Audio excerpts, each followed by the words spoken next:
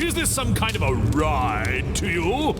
I'm coming at you with something a little spooky because the Haunted Mansion is in theaters, and I'm actually kind of looking forward to it.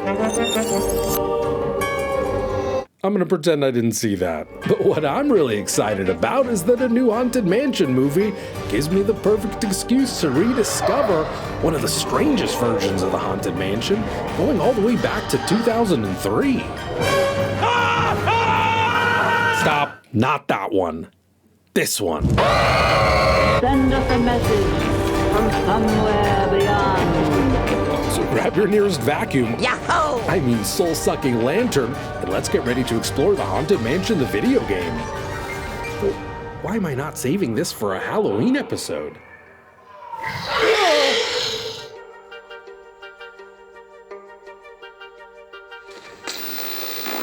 2003 was an incredibly strange time to be a Disney fan. The feature animation department, which had basically acted as the major idea and franchise generator for the entire company throughout the previous decade, was going through another rough patch. So Disney did what any multinational mass media and entertainment conglomerate would do and looked at other areas of the company that could be leveraged. And so we end up with a really strange mixed bag of releases from other areas of the company, like TV shows being turned into theatrical movies being turned into TV shows, or budget direct-to-video sequels. And then there's the theme park movies, which the company had technically previously dabbled with. But in 2003, we got not one, but two very different movies based on classic Disney rides. Now, at this point, you probably don't need to be reminded just how polar opposite these films ended up being. While Pirates of the Caribbean: The Curse of the Black Pearl launched a box office mega hit that would go on to spawn a multimedia franchise of its own, The Haunted Mansion was a critical and commercial failure.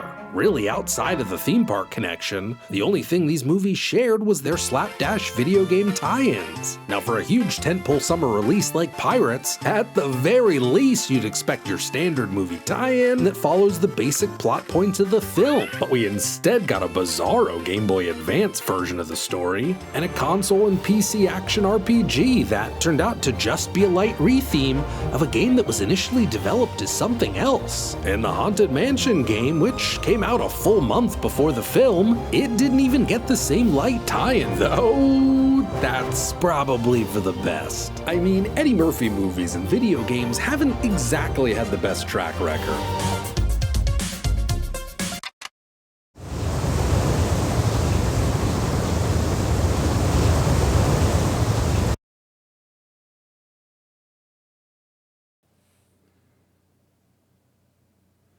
This was a mistake. So what did we get with the Haunted Mansion video game?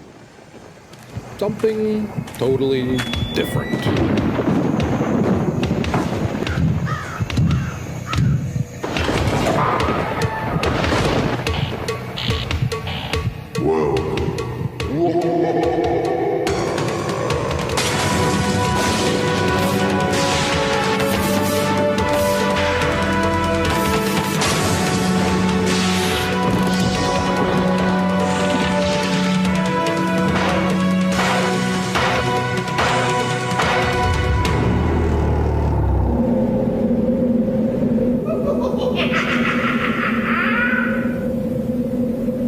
Set in the early 19th century, you play as Ezekiel Holloway, an aspiring author in desperate need of money. He accepts a random job as caretaker of a mansion, and we quickly find out that this is in fact the Haunted Mansion. Madame Leota, a friendly spirit trapped inside a crystal ball who you'll recognize from the ride and the movies, informs you that if you want out, you'll have to rescue 999 souls from within the various rooms of the mansion. To help you with this, she provides a special lantern called the Beacon of Souls. It shoots bad souls, it sucks good souls, it's magical. And it turns out that the trapped souls are part of some evil plan from a nasty sorcerer named Atticus Thorne, who's looking to take over both the land of the dead and the living. In order to do this, though, he not only needs the energy from these trapped souls, but also one magical lantern. How convenient. So that's pretty much the setup for the entire game. wander around the mansion, which pretty much acts as the main hub world, and enter into the different themed rooms you come across. Before sucking down a room's souls though, you gotta find a way to turn the lights on, and this is arguably one of the best aspects of the game, because most of the rooms have some kind of unique gameplay mechanic to solve before you're able to flick the light switch on. In one room, you're swapping around entire walls.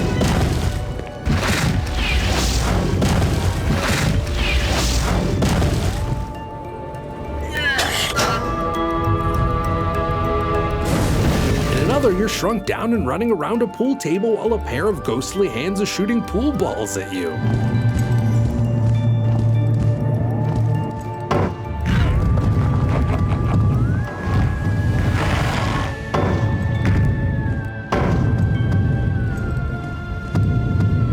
There are just a ton of different unique challenges thrown your way that really help keep things moving and always feeling different. When you eventually do turn the lights on, it just comes down to finding the souls hiding inside objects around the room and then sucking them into the beacon of souls. The more souls you collect, the more rooms you're able to access, which gives you access to more soul collection, which gives you access to more rooms. Every once in a while, you'll collect a piece of a death certificate that, when complete, can be presented to one of the friendly ghosts that pop up once you've cleared a room of souls. In return, they'll engage in a bit of friendly banter. A bunch of whiners. I always gave 'em a fair share. Say, matey, you found any of me lost treasure yourself? No?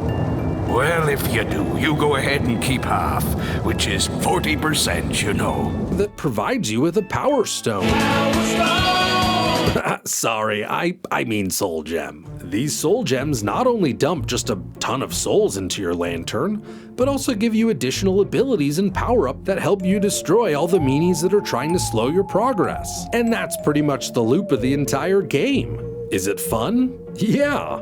Like I said, the different types of gameplay that you encounter in each room is really the star of the show here. That, and the atmosphere in general. It's pretty clear that the developers at High Voltage Software took way more inspiration from the ride than the movie. Everything from the look of the mansion itself, the ghosts that you meet along the way, the music, it all falls into that same slightly spooky but still perfectly jolly category that I've always loved about the Haunted Mansion at Disneyland or Magic Kingdom. I mean, even the boss screen music just nails the exact vibes that I'm wanting from a game like this.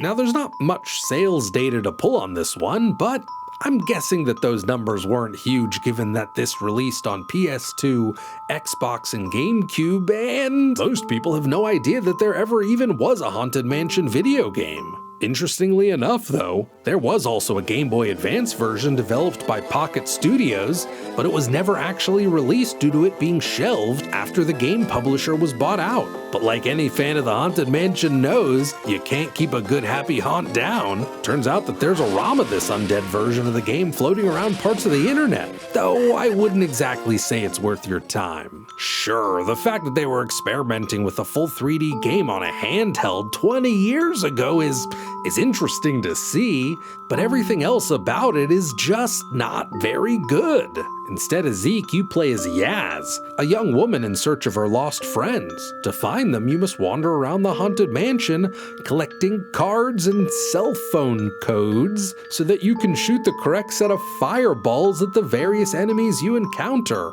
It's all pretty terrible, and it's very clear that not letting this version of the game see the light of day was the right call. The console version, on the other hand, is absolutely worth checking out, especially if you're in any way, shape, or form a fan of the ride.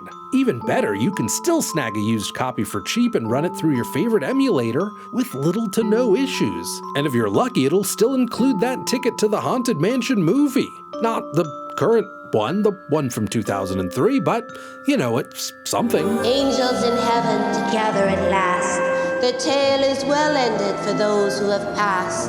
Love endures all, no reason, no rhyme. It lasts forever and forever all time. Mom, Leota won't shut up. Is it a groundbreaking video game? Is it gonna change the way you experience the ride at the theme parks? Absolutely not. But what you will get is a legitimate Haunted Mansion experience that delivers on many of the core aspects of the ride that everyone loves. Something that the movie versions have just had a difficult time capturing. Though the Muppet Haunted Mansion was pretty okay. And not surprisingly, Disney ride movies not capturing the core experience is a tale as old as time.